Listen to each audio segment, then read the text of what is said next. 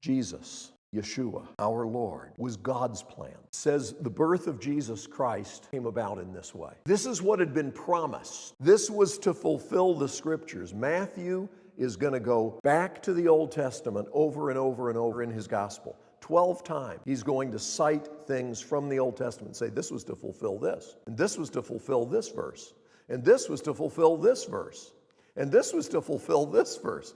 Over and over, because looking back after Jesus had shown his disciples the way that all of this was promised by God, all of this was planned by God, looking back, Matthew not only sees that, but he wants us to see it.